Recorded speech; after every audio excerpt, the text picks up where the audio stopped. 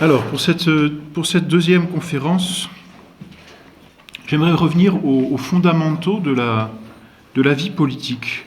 La dernière fois, on a, à travers, disons, deux tableaux, le tableau d'une vie politique qui semblait stable et correcte, celle du Moyen-Âge, et puis une vie politique telle qu'on la vit aujourd'hui, c'est-à-dire un espèce de chaos permanent.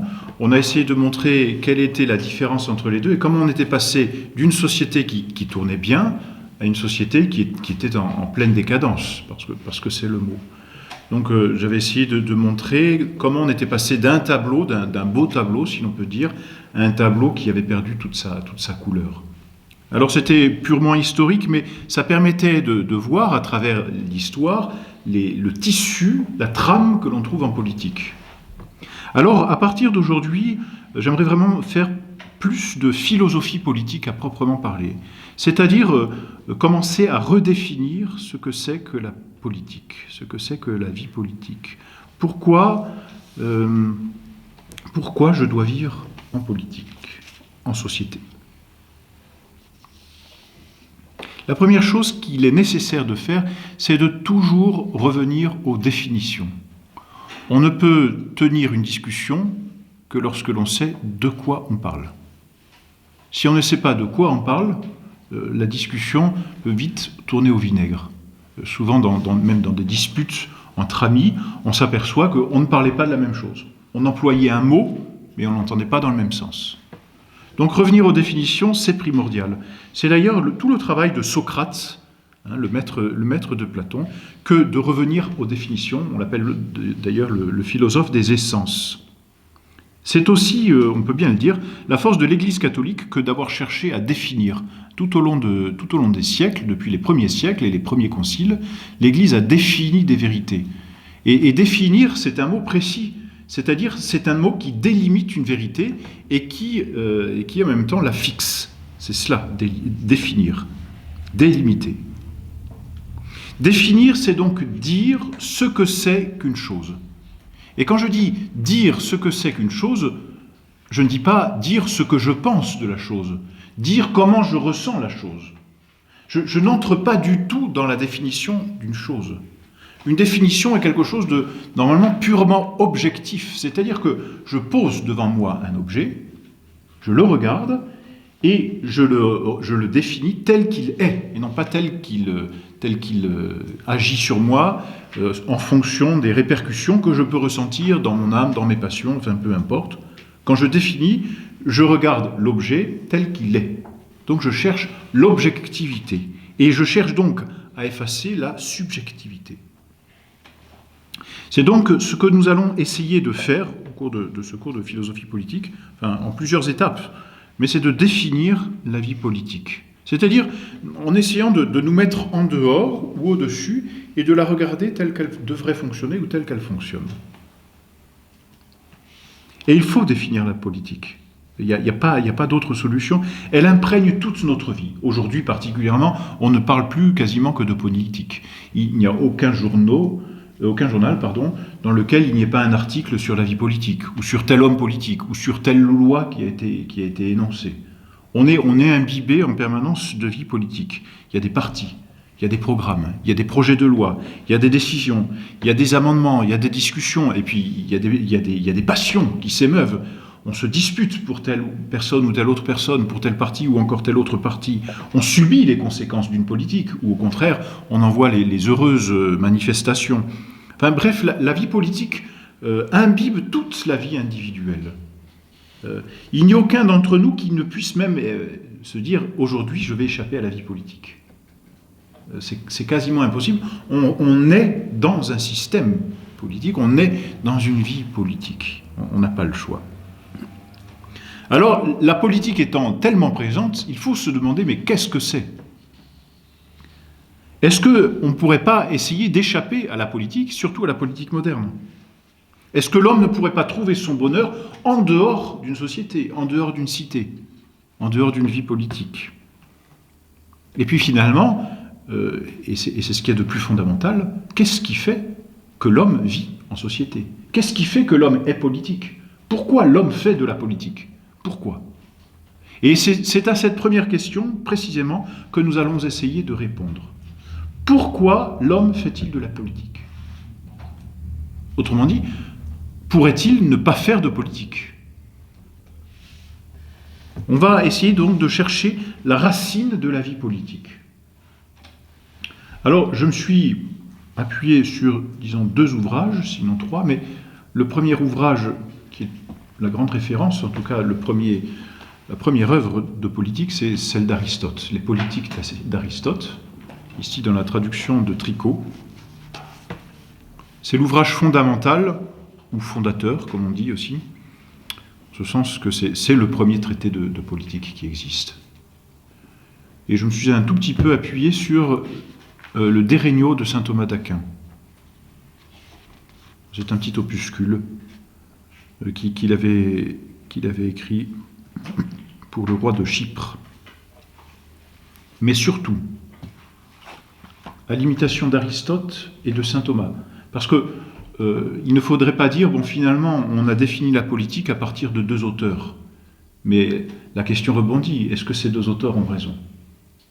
Parce que c'est ça le problème, c'est que si finalement on s'appuie sur Aristote, bon, vous allez dire, ça c'est la vision d'Aristote, ou ça c'est la vision de saint Thomas d'Aquin, moi je préfère telle autre vision. Alors, plus qu'Aristote, et plus que saint Thomas d'Aquin, ou plus exactement, à la suite d'Aristote et à la suite de saint Thomas d'Aquin, c'est à partir de la nature même que l'on va essayer de définir la politique. Donc ça n'est pas précisément à partir d'un auteur, c'est à partir de l'observation de la nature, à partir de la vie de l'homme tel qu'il est ou tel qu'on peut l'observer.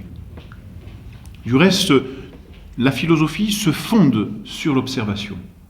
La philosophie n'est pas un espèce de nuage qui nous transporterait dans l'insaisissable, dans l'inconnaissable. La philosophie a les pieds sur terre.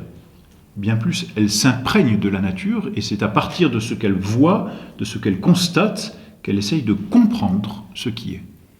Donc notre démarche doit être de constater, d'abord de regarder, d'observer ce qui se passe, et ensuite d'essayer de comprendre ce qu'il y a derrière les phénomènes que l'on observe. Donc plus qu'Aristote et saint Thomas d'Aquin, c'est derrière la nature même des choses qu'il nous faut regarder. Peut-être pour vous permettre de suivre, je donne 4 étapes à notre conférence de ce soir avant de conclure. 4 étapes.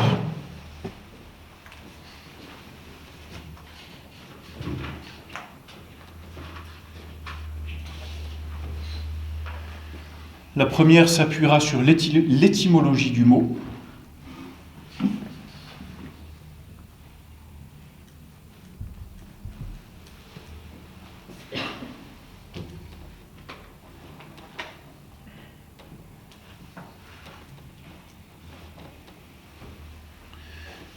La première, je l'appelle Aristote 1 pour pas tout dire dès maintenant, donc s'appuiera sur une des preuves d'Aristote, mais enfin disons sur un des faits de nature qu'Aristote relève.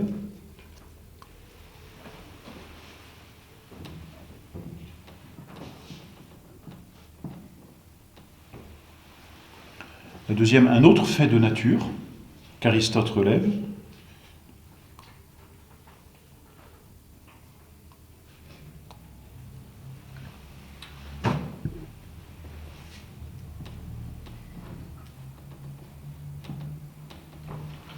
Ensuite, j'essaierai de synthétiser ce qui a été dit avant de conclure.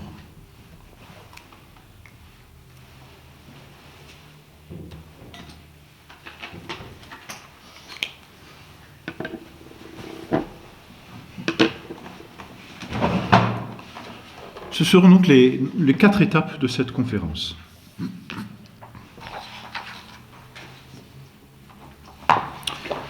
Alors, la première étape, nous nous intéresserons à l'étymologie du mot. Alors j'en ai parlé dans la dernière conférence. L'étymologie du mot, c'est-à-dire on emploie des mots, mais ces mots ont une signification en eux-mêmes. Et la signification qu'ils tiennent d'eux-mêmes dit la réalité qui est sous-tendue sous le mot. Hein, le mot dit une chose. Il y a un concept, une idée derrière le mot. Ici, le mot qui m'intéresse, c'est nature. C'est le mot nature. Qu'est-ce que c'est que la nature? Alors, l'étymologie du mot nature, en latin, on rencontre dans la même famille le mot natura, qui se traduit très littéralement aujourd'hui par le mot nature en français, ou encore le mot nativitas, qui dit la nativité, c'est-à-dire l'action de naître. Et c'est la même étymologie, c'est la même racine, natura nativitas. Et donc on remonte au verbe qui est à la racine de ces deux autres mots. Et le verbe, c'est nascor.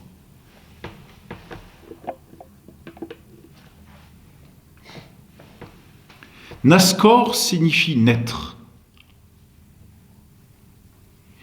Et naître signifie obtenir une nature.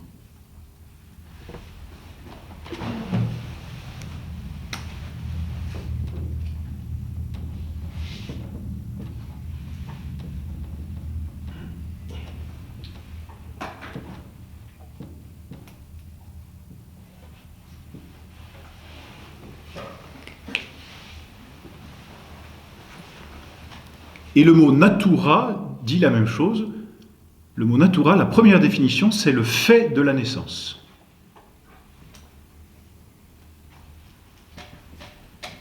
Donc il y a une équivalence entre le fait de naître et le fait d'avoir une nature. Entre le fait d'arriver à l'existence et le fait, dans cette existence, d'avoir une nature, d'être quelque chose. J'existe, mais je ne suis pas une existence pure ou abstraite, je suis quelque chose à partir du moment où j'existe. La naissance me donne déjà une nature, c'est-à-dire un quelque chose, c'est-à-dire une définition.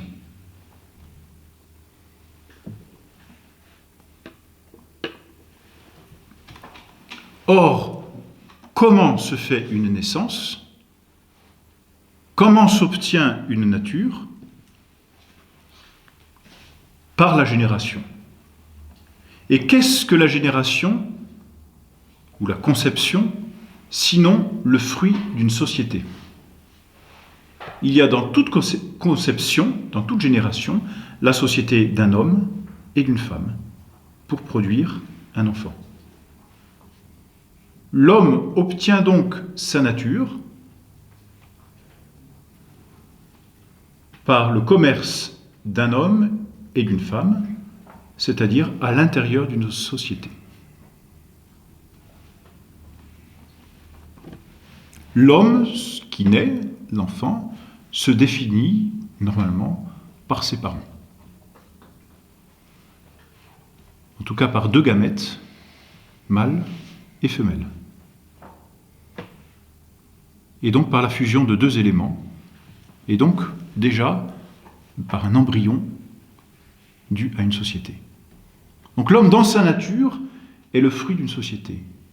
Il est, par le seul fait de naître, déjà relié à une société. En tout cas, dépendant d'une société pour avoir la nature. Par sa nature même, l'homme est comme relié, j'allais dire malgré lui, pour dire naturellement, pour dire essentiellement, à la société, au commerce d'un homme et d'une femme.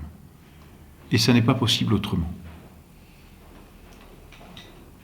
Donc vous voyez que par l'étymologie même du mot nature, on est obligé de revenir, nascor, naître, on est obligé de faire dépendre cette nature déjà d'une société, d'un commerce entre l'homme et la femme.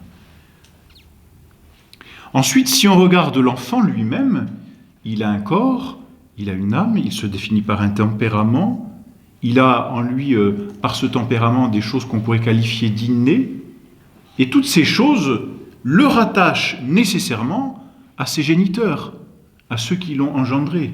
Et quand bien même il ne connaîtrait pas son père, et quand bien même il ne connaîtrait pas sa mère, il n'en reste pas moins que l'homme, ne serait-ce que dans son corps, porte en lui une hérédité, et donc se rattache par nature à d'autres personnes. ce qui le met dans sa nature même, dans une société, en raison de sa nature.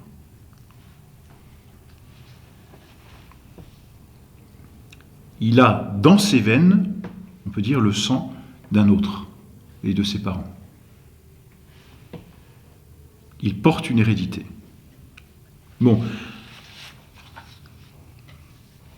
Voilà ce que l'on peut dire à partir de l'étymologie. Ça n'en dit peut-être pas beaucoup, certainement pas assez, mais c'est suffisamment intéressant pour constater que les mots que nous employons disent déjà des réalités que nous ne soupçonnons pas toujours. Et ça, c'est très intéressant. Je passe maintenant à la deuxième partie que j'ai appelée Aristote 1.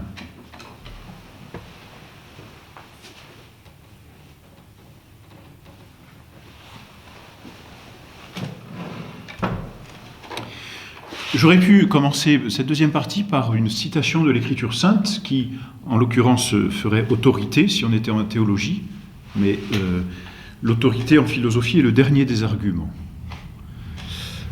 Mais je vous donne quand même cette citation de la Genèse, Genèse au chapitre 2, verset 18.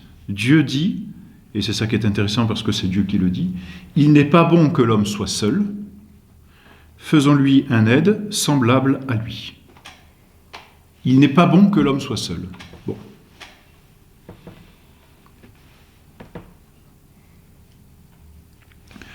Je n'épilogue pas sur cette citation parce que je veux faire œuvre de philosophie et non pas œuvre de théologie. Aristote constate que l'homme adulte a en lui comme deux instincts. Le premier instinct, c'est celui d'engendrer un semblable. On cherche, vous voyez, à exister, et comme l'on sait que notre existence nous s'arrêtera un jour, on cherche à prolonger notre existence dans la prolongation de l'espèce. L'homme cherche à faire un semblable à lui, naturellement. L'homme cherche à se prolonger à travers sa descendance.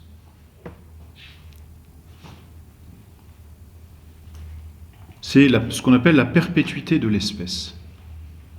Or, cet instinct naturel, par lequel les hommes cherchent à se prolonger, si l'on peut dire, dans le temps, cet instinct naturel nécessite l'union, comme on vient de dire, de par l'étymologie, mais là on le donne en raison de l'instinct naturel, nécessite le commerce d'un mâle, comme dit Aristote, et d'une femelle, c'est-à-dire d'un homme et d'une femme.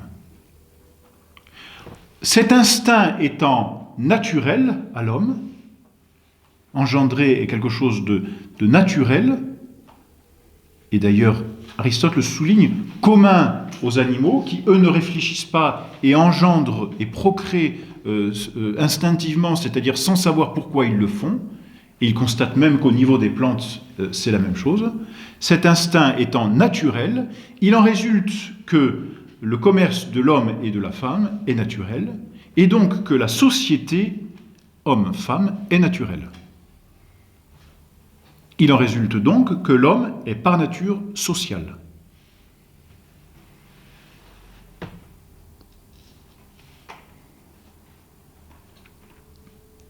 L'autre instinct qu'Aristote relève et qui fait partie de notre nature, c'est que nous cherchons à vivre. Nous cherchons à nous maintenir dans l'existence. Il est d'ailleurs très, très significateur de voir, quand on assiste à un homme en train d'agoniser, on voit comment le moribond se bat même malgré lui pour continuer à vivre. Il y a cet instinct en nous de garder l'existence parce que finalement c'est ce que nous avons de plus précieux. L'existence nous fait être ce que nous sommes. Or, cette conservation de l'existence, Aristote le constate, nécessite que l'on recourt à d'autres personnes. Alors, c'est ce couple qu'Aristote souligne qu'il dit de maître à esclave. Alors, il faut comprendre ce qu'il veut dire par là, mais c'est que, l'un donne l'ordre et l'autre exécute l'ordre. C'est-à-dire, on est obligé toujours d'agir, quand on agit par deux, que l'un donne une direction et l'autre suive, et ensemble. C'est-à-dire que l'esclave existe et vit par le maître, et le maître vit aussi et se sustente par l'esclave. C'est en ce sens-là qu'il emploie les mots de maître et d'esclave. Donc il faut bien les comprendre. Mais en tout cas, la conservation de notre propre vie nécessite l'apport d'autres hommes. Et dit de cette façon, on le comprend facilement. Et comme il est naturel de nous associer d'autres hommes pour pouvoir continuer à vivre, et qu'il est en même temps naturel de chercher à vivre, la société par laquelle on se regroupe est naturelle. On en arrive donc à la même conclusion à partir de cet autre instinct de la conservation de notre propre existence, que l'homme est par nature social. Quand je dis social, je veux dire vie en société. C'est dans la nature même de l'homme que de vivre en société. Donc toutes ces unions sont naturelles, et Aristote dit, c'est cela qui forme la famille. La famille existe pour perpétuer l'espèce, et pas seulement perpétuer l'espèce, car une fois la génération terminée, les membres de la famille restent ensemble pour pouvoir continuer à exister.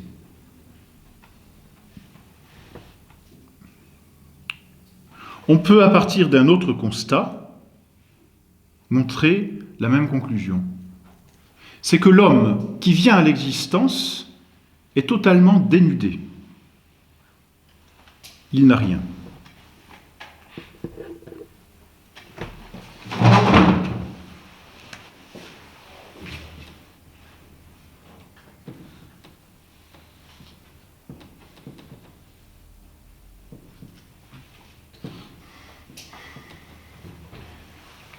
Pour continuer à vivre, il faut se nourrir, c'est entendu. Or, le petit enfant n'est pas capable de se nourrir tout seul. Il a cet instinct de chercher de la nourriture, ou du moins de pleurer lorsqu'il n'a pas assez de nourriture et qu'il en veut. Mais il ne peut pas, et il lui faudra du temps d'ailleurs pour l'obtenir, il ne peut pas obtenir par lui-même la nourriture. Alors, pour les animaux, vous me direz c'est la même chose, mais pour certains animaux, c'est très rapide.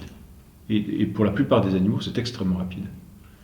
Rapidement, les animaux cherchent par eux-mêmes la nourriture. Rapidement, les animaux savent, pour ceux qui marchent, savent marcher et se nourrir. L'autre constat, c'est celui du vêtement, et même de l'abri. Les animaux ont rapidement un pelage ou ce qui leur est nécessaire pour vivre dans le milieu dans lequel ils sont, parce que les poissons n'ont pas de pelage, mais ils ont rapidement de quoi vivre dans le milieu dans lequel ils sont, tandis que l'homme ne peut pas rester nu.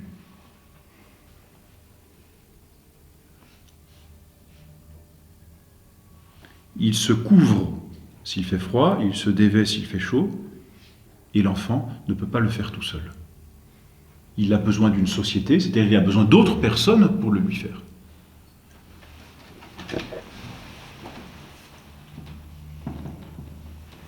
Pour vivre donc, l'homme, contrairement aux animaux, l'homme a besoin d'une société. Je vous mets là ce que font les animaux.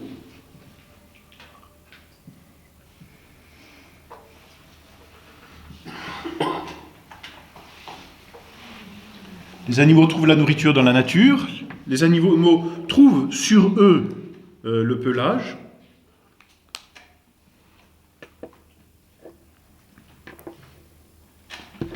Mais de la même façon,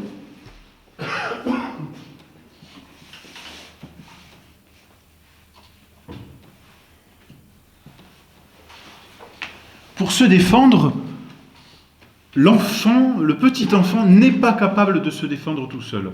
Alors le petit animal non plus, mais très rapidement il apprend à se défendre seul, tandis que l'homme, il lui faudra un très long temps. Et en plus, l'homme n'a pas sur lui les moyens de se défendre. Tandis que les animaux ont sur eux les moyens de se défendre dans leur milieu.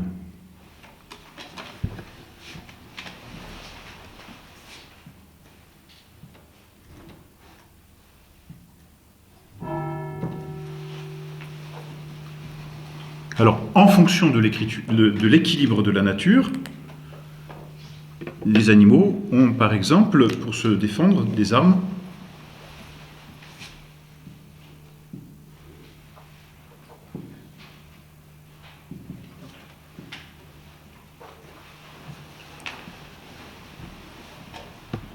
les griffes, et ça va vite pour certains animaux, alors qu'avec nos ongles, il faut attendre un certain temps et on ne fait pas grand-chose. Les dents, alors l'enfant, il faut attendre un certain temps avant qu'il puisse faire quelque chose de ses dents, parce qu'elles poussent une par une et ça met du temps et ça fait mal. Et en plus, elles tombent et il y en a d'autres qui arrivent.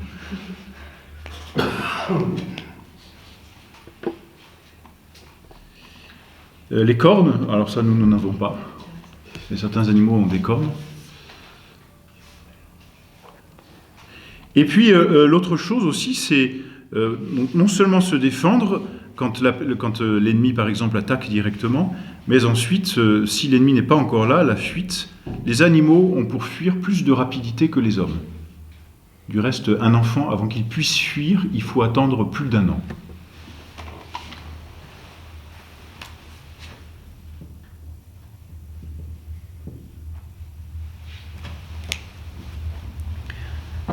Alors, ce n'est pas identique pour chacun des animaux, en raison de l'équilibre de la nature, c'est certain, mais il apparaît très clairement que l'homme est le plus démuni de tous les animaux, de ce point de vue-là. Il faut ajouter à cela que, dans l'ordre du nuisible,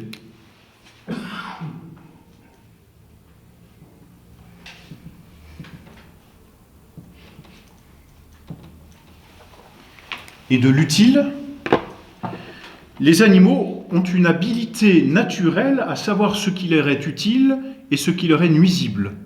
C'est ce que l'on appelle l'instinct.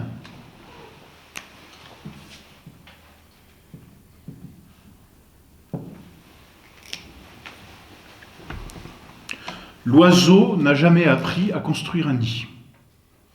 Mais d'instinct, il sait ce qu'il doit prendre pour construire son nid. Il sait ce qui lui est utile.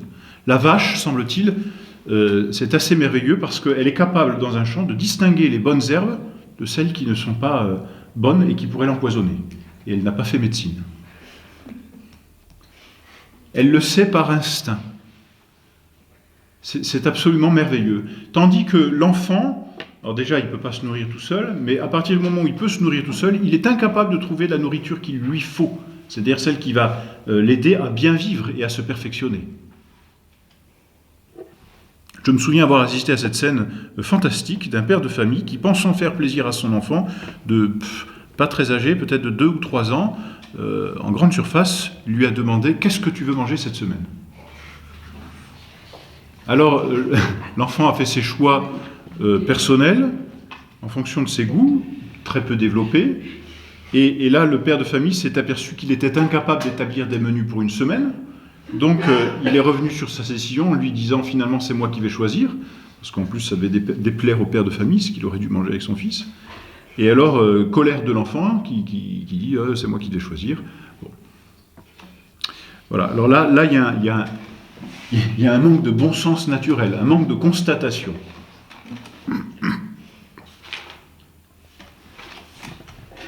L'homme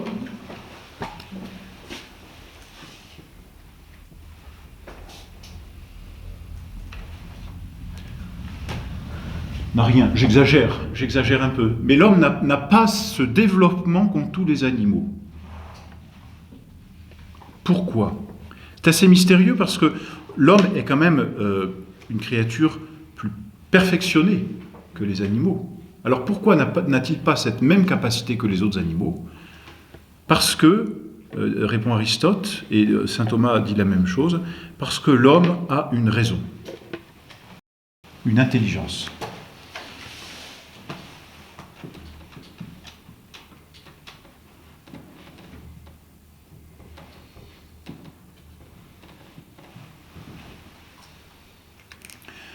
Que les animaux n'ont pas.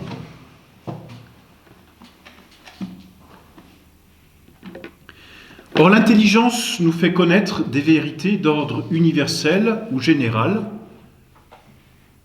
et ensuite, par l'expérience, on apprend à connaître les vérités particulières. Tandis que l'animal connaît directement les vérités particulières. C'est un paradoxe, finalement. c'est que l'homme qui est le plus muni au point de vue des dons est le plus démuni quant à la capacité de les exercer. L'animal est moins muni au niveau de ses capacités, des dons qu'il a, des puissances, mais il est plus vite capable de les exercer. L'homme en a plus, mais il est moins vite capable de les exercer. Simplement, en les exerçant, il ira plus loin. Il apparaît très clairement que l'homme est un animal largement inachevé. Non pas du point de vue de son corps, c'est entendu,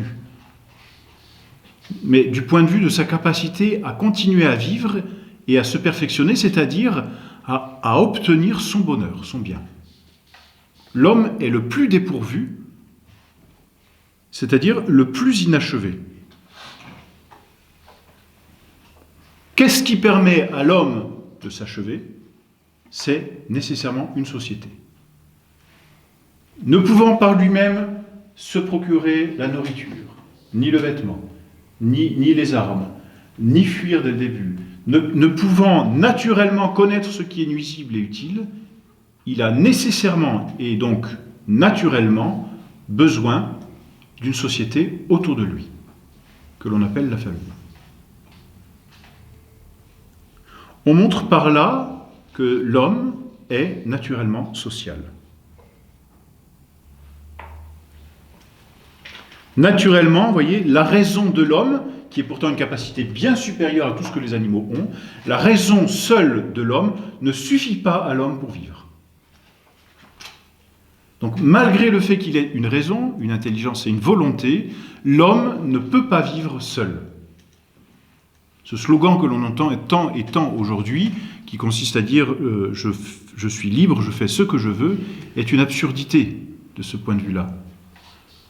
Car la liberté qui existe réellement ne supprime pas la nécessité de vivre en société. Et même mieux, il faut dire que c'est la société qui permet à la liberté de connaître son plein épanouissement. Autrement dit, l'homme n'est parfaitement libre que dans la mesure où il vit en société. C'est la société qui donne à sa liberté d'obtenir sa perfection. C'est la société qui donne à son intelligence et à sa volonté d'obtenir la perfection.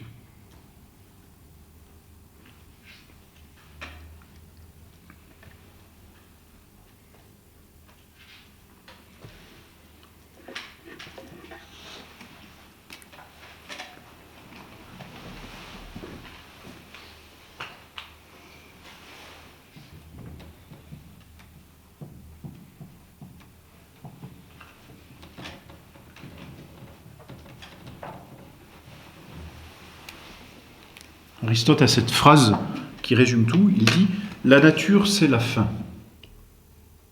Alors, la fin, qu'est-ce que c'est? C'est la perfection d'un être. Ce qui définit vraiment un homme, c'est ce qu'il est quand il est achevé, quand il est arrivé à sa fin. Un homme achevé dit pleinement ce qu'est l'homme dans toutes ses capacités et dans tout son épanouissement. Or, le plein épanouissement de l'homme, c'est ce qu'est l'homme naturellement. Et d'un autre côté, le plein épanouissement de l'homme, c'est sa fin. Donc sa fin, c'est sa nature. Ou sa nature, c'est d'arriver à sa fin. Je ne sais pas si je suis assez clair, mais on montre par là que la nature, c'est la fin. Or, la fin de l'homme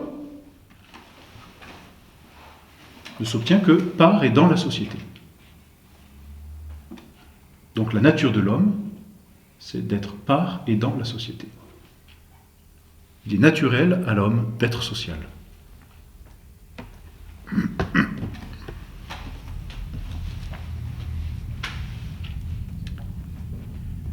Je vous lis juste une petite phrase, quelques phrases d'Aristote. Ces considérations montrent donc que la cité, dit-il, est au nombre des réalités qui existent naturellement et que l'homme est par nature un animal politique. On va y revenir encore. Et celui, dit-il, qui est sans cité, naturellement et non par suite de circonstances, est ou un être dégradé ou au-dessus de l'humanité. ou un être dégradé, parce qu'il n'aura pas, par le concours d'autres personnes, de quoi se perfectionner, puisque sa perfection, il l'obtient par d'autres. Donc, ne pouvant se perfectionner et pourtant continuant à vivre, il va se dégrader. Et l'application concrète que l'on peut en faire aujourd'hui, c'est malheureusement ce que l'on voit dans une société où on prône finalement une forme d'individualisme. Et cet individualisme-là est tout à fait lié avec la dégradation des mœurs de la société. Ça va de pair, nécessairement. Parce que, et on dit ça longtemps avant notre Seigneur, au IVe siècle avant Jésus-Christ, celui qui est sans cité, naturellement, et non par suite des circonstances, c'est important, est ou un être dégradé, ou, dit-il, au-dessus de l'humanité. C'est-à-dire qu'il a reçu, c'est ce que sous-entend Aristote, un don d'en haut, autrement dit des dieux, qui lui permet, ce don, de s'achever. Autrement dit, il ne s'est pas achevé par sa propre nature, mais par quelque chose de supérieur. Et c'est en ce sens qu'il devient supérieur.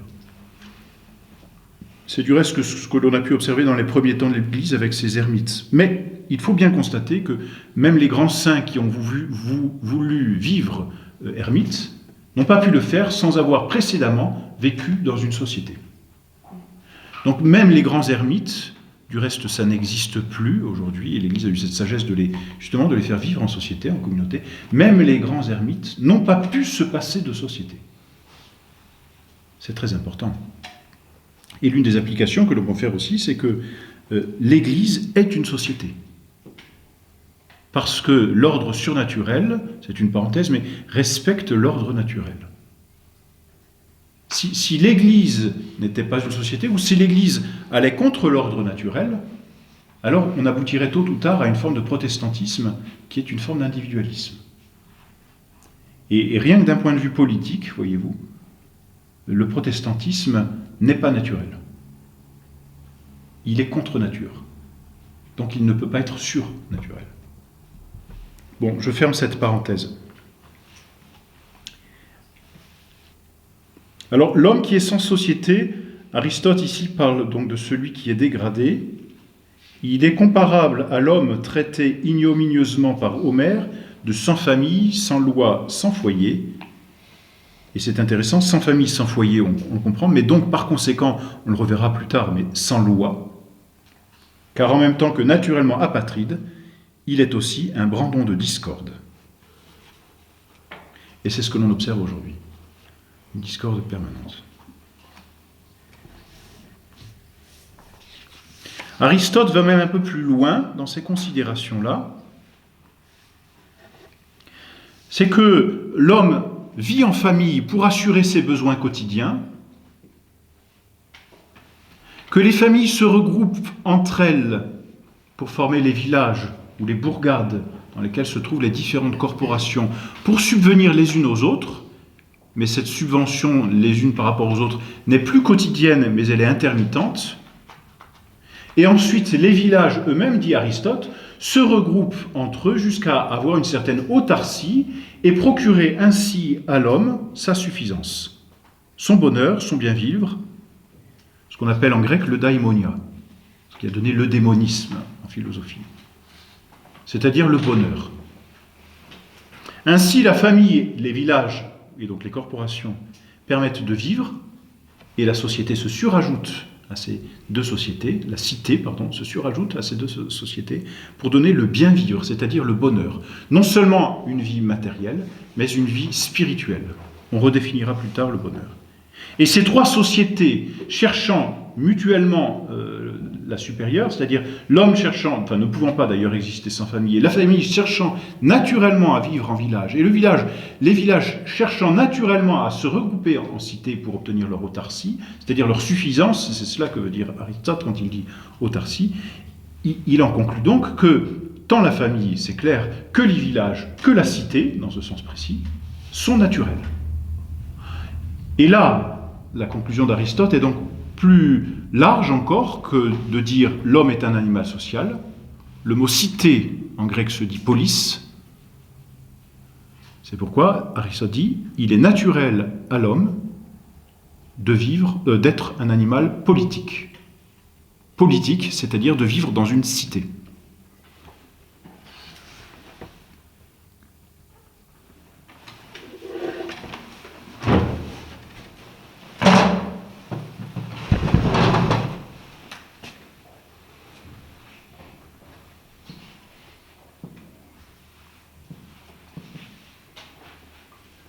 La famille est naturelle, je pense que c'est suffisamment clair. Les familles cherchent naturellement, pour subvenir les unes aux autres, à se regrouper en villages, et ainsi permettent à l'homme de vivre. Et les villages se regroupent naturellement en cités, parce que les villages n'ont pas suffisamment pour bien vivre, et la cité donne à l'homme de bien vivre. La cité, c'est ce qu'il appelle la police. Or,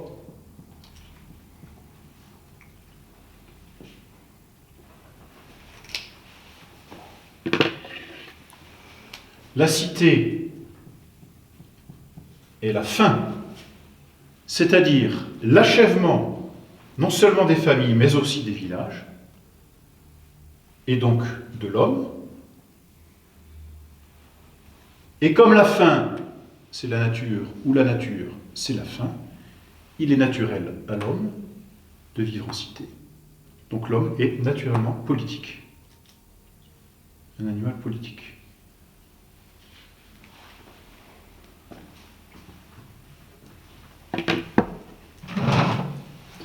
Mieux encore, la politique, la vie politique, c'est-à-dire la vie dans la cité, achève l'homme.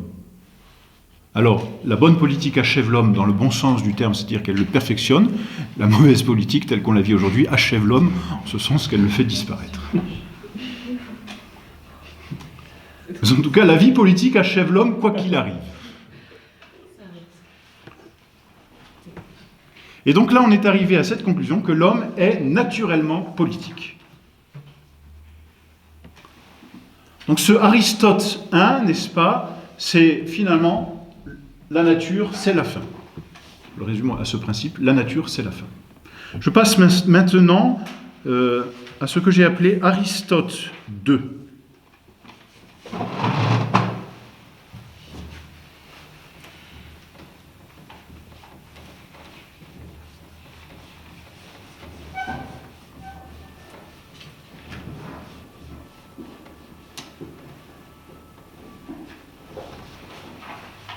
Avec un autre principe,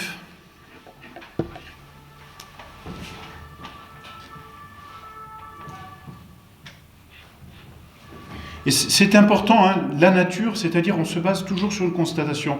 Quand je dis Aristote 1 ou Aristote 2, finalement, c'est la nature. Donc Aristote ne fait même pas autorité en la matière. Ce qui fait autorité, c'est la constatation des choses. C'est vraiment le plus important dans l'ordre philosophique.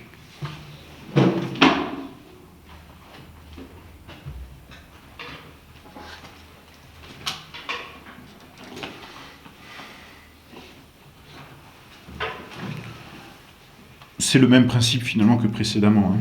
La nature ne fait rien en vain, c'est-à-dire que tout ce que donne la nature, elle le donne pour une raison bien particulière. Et alors là, le constat que nous faisons avec Aristote, avec saint Thomas, mais d'ailleurs avec tout le monde, c'est que l'homme a le langage. Et donc cette partie, Aristote 2, se base sur le langage.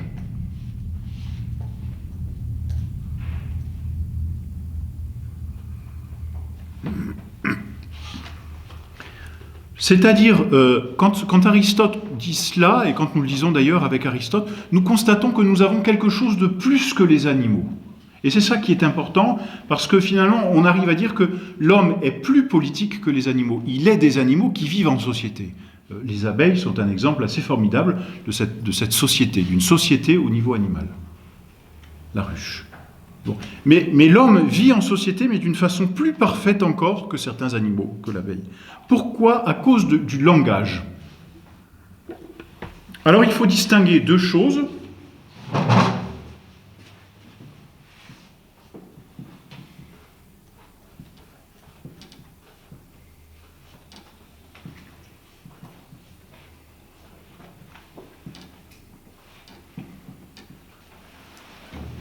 La voix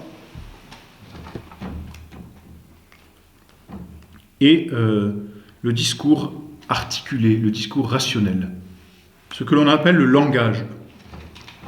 Deux mots grecs.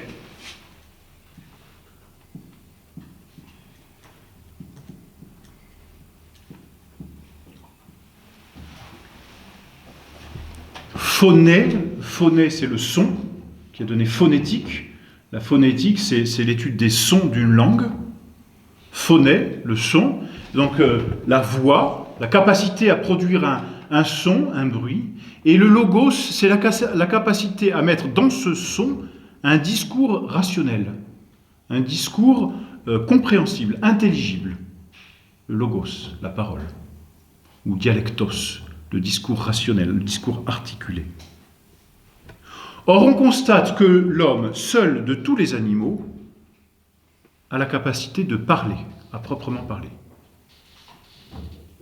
C'est-à-dire que les animaux, et pas tous du reste, sont capables d'émettre des sons, mais les sons qu'ils émettent, et qui ont une signification, une certaine signification, n'ont pas de signification rationnelle ou intelligible. Parce que les sons qu'émettent les animaux disent toujours un état passionnel. Une colère ou une crainte. Un amour, une joie. Une haine ou une tristesse. Donc les animaux, par les sons qu'ils émettent, le chien qui aboie par exemple, le chat qui miaule, disent des états d'âme.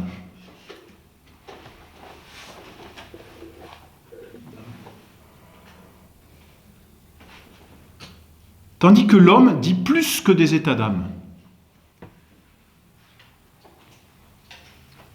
L'homme dit, et c'est précisément ce qu'apporte le langage, l'homme dit ce qui est nuisible et ce qui est utile. Les animaux n'ont pas besoin de le dire parce qu'ils le savent par instinct. Tandis que l'homme n'a pas par instinct ce qui est nuisible ou ce qui est utile. Il a donc la voix pour le dire.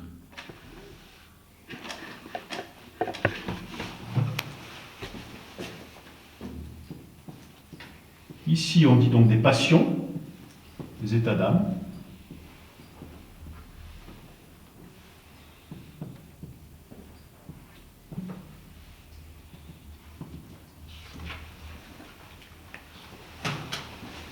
On ne verra jamais deux oiseaux discuter ou piailler entre eux pour savoir quel brin ils vont prendre pour faire le nid.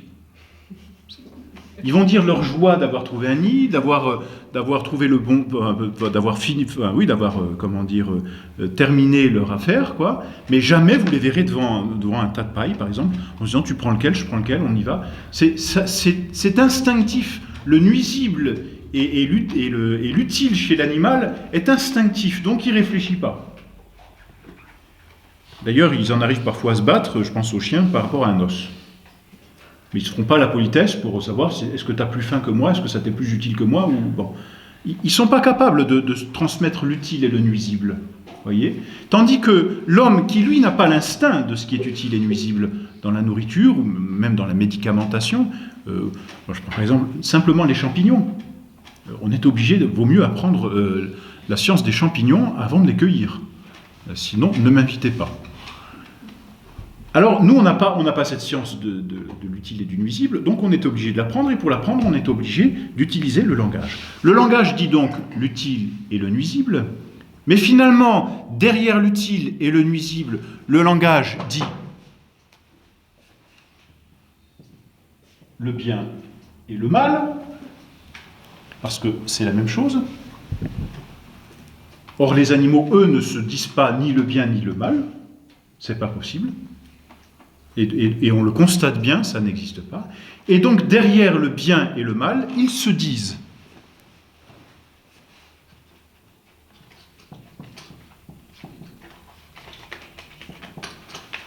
Le juste et l'injuste.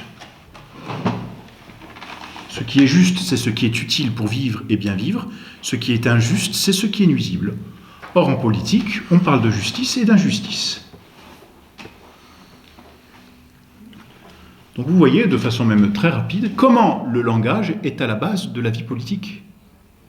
C'est elle qui fonde la vie politique. C'est lui, pardon, le langage, qui fonde la vie politique. C'est cette capacité à dire entre nous et à être obligé de se le dire, et donc d'en vivre, ce qui est bien, ce qui n'est pas bien, ce qui est nuisible, ce qui est utile. C'est cette capacité à se dire ces choses qui fondent les relations entre les hommes, et ainsi qui fondent la société et la cité. Saint Thomas, quand il commente Aristote, dit que le juste est l'adaptation de l'utile à chaque situation. Donc ce que les animaux sont incapables de faire, puisqu'ils s'adaptent par instinct, pour l'homme, le juste, c'est l'adaptation de l'utile à chaque situation. Est juste ce qui est utile à vivre, pour vivre, pardon.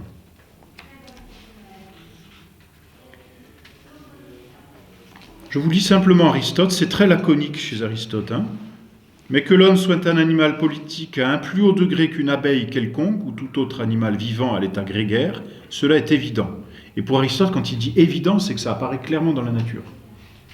Donc il le constate, mais ça saute aux yeux. Ce qui nous demande souvent de la réflexion, et surtout aujourd'hui dans une société où on est si loin de la nature que l'évidence ne saute plus aux yeux, pour Aristote, c'était évident. La nature, en effet, dit-il, selon nous, ne fait rien en vain, c'est le principe, et l'homme, seul de tous les animaux, possède la parole. Or, tandis que la voix ne sert qu'à indiquer la joie et la peine, et appartient pour ce motif aux autres animaux également, le discours sert à exprimer l'utile et le nuisible, et par suite aussi le juste et l'injuste. Les leçons politiques d'Aristote sont courtes et efficaces. Ainsi, on peut résumer en disant que le langage est naturel à l'homme, que le langage est ordonné à la communication du juste et de l'injuste, donc par là que le langage est ordonné à la vie commune. On en conclut donc, puisqu'il est naturel et ordonné à la vie commune, que l'homme, parce qu'il parle, est naturellement un animal qui vit en commun, c'est-à-dire un animal politique. Encore une fois, le langage est inscrit dans la nature.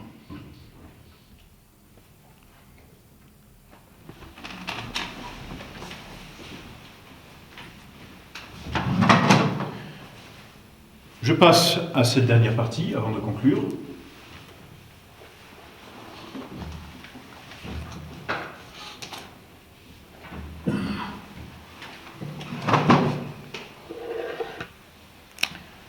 Donc la synthèse finalement de tout ce que nous avons vu, tant par l'étymologie que par ces deux preuves que j'ai appelées Aristote 1 et Aristote 2, consiste à dire l'homme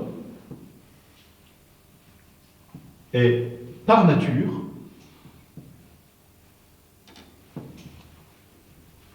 un animal politique.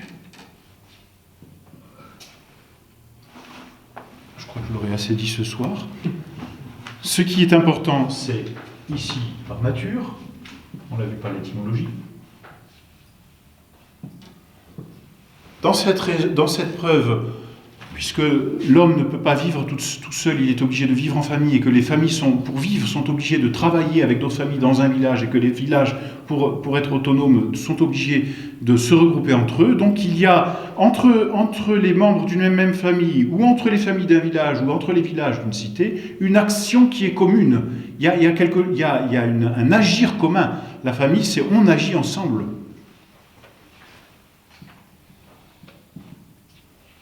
Action commune. Et le langage, communication.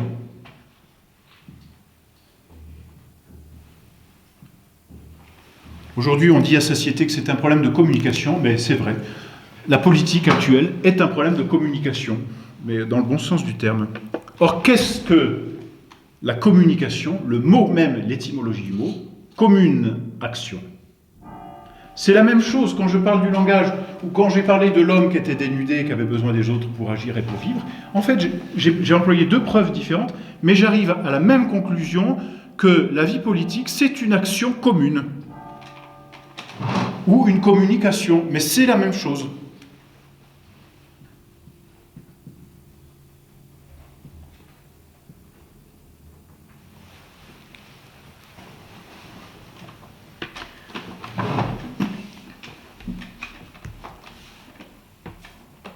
Quand on parle d'une communauté, on parle de gens, on est toujours dans la même étymologie, on parle de gens qui se regroupent ensemble, et qu'est-ce qu'ils font ensemble? Ils ne s'assoient pas ensemble les uns à côté des autres en disant « ça y est, on est en communauté ».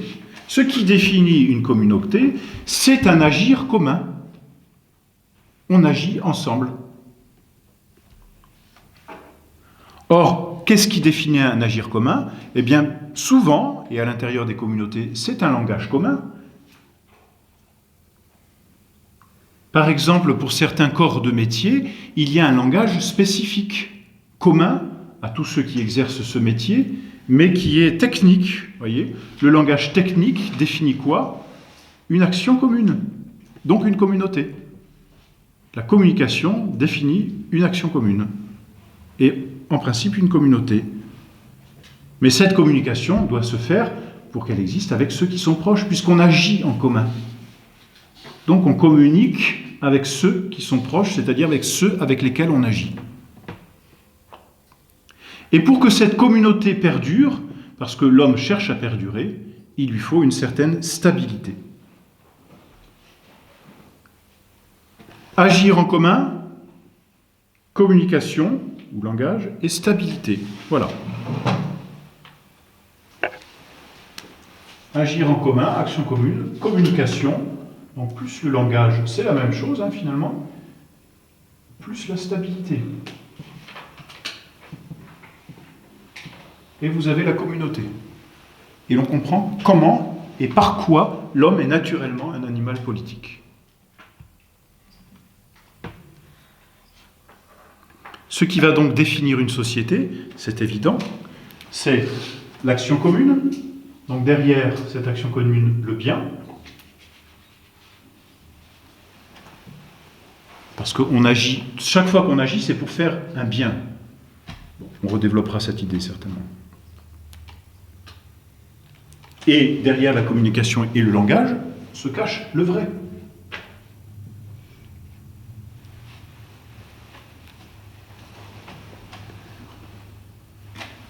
La stabilité étant la condition pour que le bien et le vrai puissent éclore de la communauté. Si la communauté n'a pas de stabilité, il n'en sortira ni bien ni vrai. Et comment seront exprimés concrètement dans la communauté et le bien et le vrai? À travers une action commune, et cette action commune va nécessairement déboucher sur une expression et du bien et du vrai, et cette expression, on l'appelle le beau.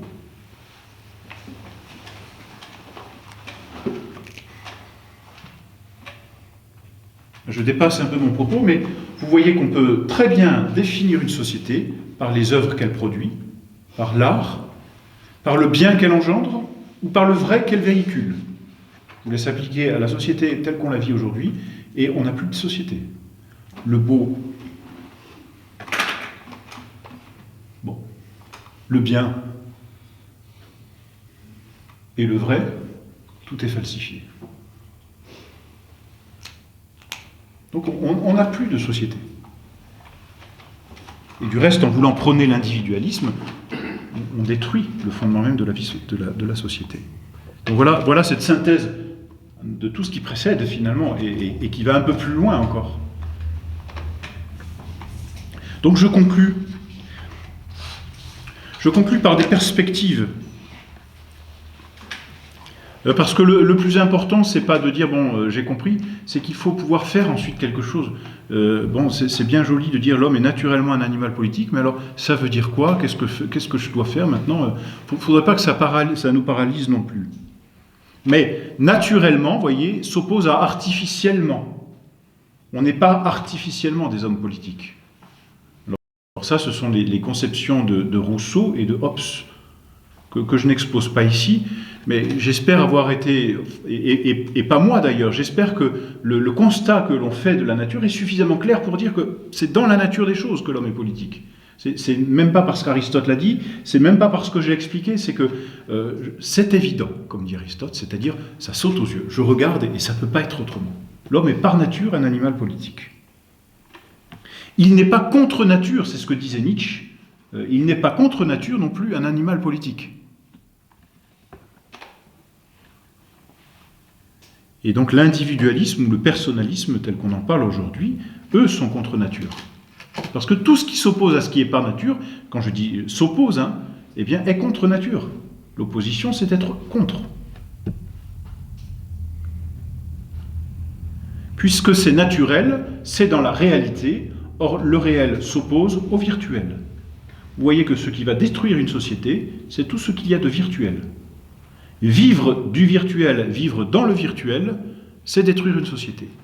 Et de ce point de vue-là, il y aurait disons, c'est pas notre propos ce soir, mais un développement très intéressant sur l'utilisation de l'argent, qui aujourd'hui est quelque chose de virtuel, c'est évident. Donc même parfois quand on dit non mais il faut vivre avec de l'argent, on est d'accord, mais attention à ne pas vivre dans un cercle vicieux en disant je veux refonder un système, une vraie vie politique, et je dois vivre avec le système, par exemple aujourd'hui, le système financier. Bon, ça c'est un autre propos qu'il faudrait développer. Mais attention à ne pas se dire je vais pouvoir vivre de virtuel et de réel en même temps, parce que c'est là que se cache la contradiction. Bon, attention virtuelle, je crois que c'est une conséquence très intéressante de ce que l'homme est par nature et donc réellement un animal politique. Et on voit bien comment le virtuel, aujourd'hui, détruit et achève, dans le mauvais sens du terme, les hommes. Ces jeunes qui meurent d'overdose de jeux. Ensuite, on a dit que c'était une action commune.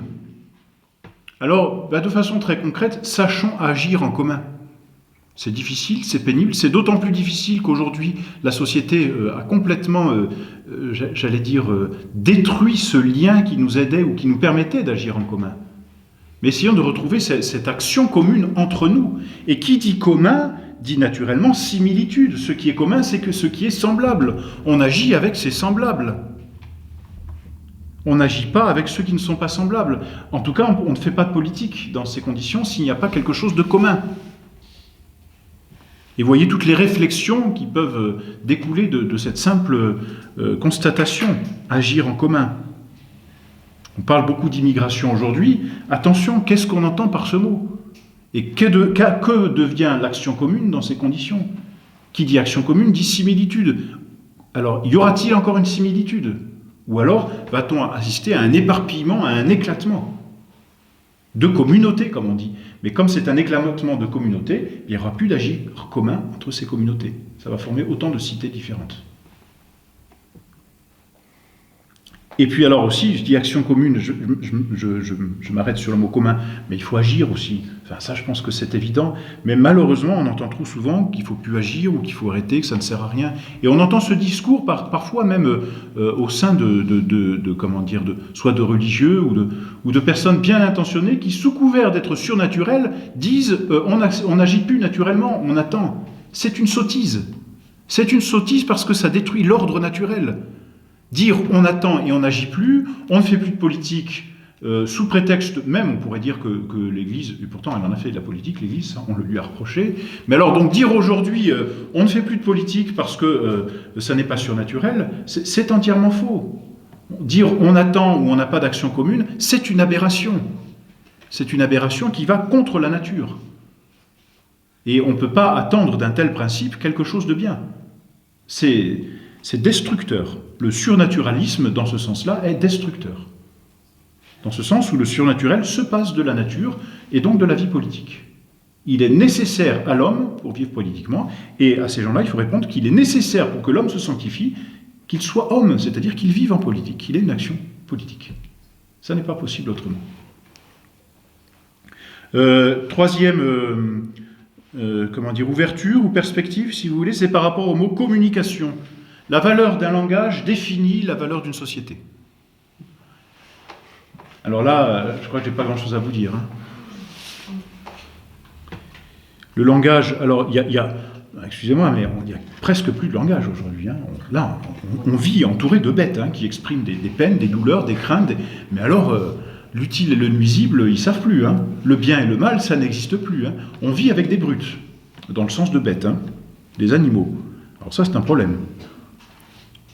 Et puis on voit même toutes les déformations du langage, alors peut-être j'en choquerai quelques-uns ou quelques-unes, mais la façon d'écrire ces textos aujourd'hui est une dénaturation progressive du langage. À travers la communication, je pense aux médias et aux informations. Alors, c'est pas un mal, puisque ça permet la communication, tant mieux. Mais attention, quelle communication ça véhicule? Donc, savoir utiliser ces choses, bien sûr, mais bien les utiliser au service du vrai, au service du bien, au service d'une action commune. C'est nécessaire. Ça aussi, celui qui voudrait se couper de communication n'a pas compris la vie politique, c'est évident. Et je pense que ça vous semble évident. Disons-le avec Aristote, c'est évident. Et donc, celui qui va à l'encontre de cette vérité, il manque d'évidence, donc il a un problème d'ordre naturel. C'est pathologique. Et puis, alors, dernière conclusion, dernière perspective, donc après le mot naturel, après le mot action commune, après le mot communication, c'est sur le mot stabilité. Je ne sais pas si vous avez lu la crise de la conscience européenne de Paul Hazard. L'un des premiers chapitres, sinon le premier, je ne me souviens plus, il montre sur un espace d'une quarantaine d'années, me semble-t-il, comment la société a changé.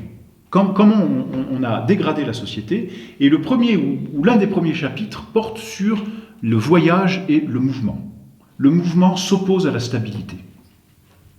S'il n'y a pas de stabilité, il ne peut plus y avoir de communauté. Il pourra peut-être y avoir un agir commun, mais qui sera ponctuel et donc qui ne suffira pas à fonder ni un village, ni une cité, et encore moins une famille. Ça, c'est certain. Il faut une stabilité pour qu'il y ait une famille, il faut une stabilité pour qu'il y ait des villages, il faut une stabilité pour qu'il y ait une société. Les voyages ont tué cette stabilité, et c'est donc là un premier pas vers une certaine décadence. Derrière cette stabilité, attention aussi, je pense aux amitiés. Une véritable amitié est stable. Et on le reverra plus tard certainement, c'est l'amitié fonde la société. Si on en est, et aujourd'hui malheureusement on vit de cette façon, on change d'amitié sans arrêt, on ne fondera jamais de politique. Quel agir commun y a-t-il avec des personnes que l'on fréquente quelques instants? Il y a un agir commun ponctuel, mais pas stable. Donc pas de communauté. Et la communauté, c'est pareil que la famille. Toute famille est une communauté, tout village est une communauté, toute cité est une communauté. S'il n'y a plus de communauté, il n'y a plus de société. S'il n'y a plus d'amitié, il n'y a plus de communauté, il n'y a plus de société. Donc là aussi, dans les amitiés, apprenons, parce qu'aujourd'hui, il faut réapprendre à avoir de véritables amitiés qui ne soient pas simplement de l'ordre du pathos ou du phoné, où on exprime une peine, où on exprime un amour, une haine. C'est sûr que ça fait partie de l'amitié, mais ça va plus loin. Aimer, c'est vouloir le bien, c'est-à-dire vouloir l'utile, et ne pas vouloir le nuisible. Voilà, j'espère, j'ai dépassé mon temps, mais j'espère avoir été suffisamment clair, et la conclusion, elle est évidente, je pense pour vous, l'homme est naturellement un animal politique. J'ai dit que ça, mais j'espère avoir dit tout ça aussi. Merci bien.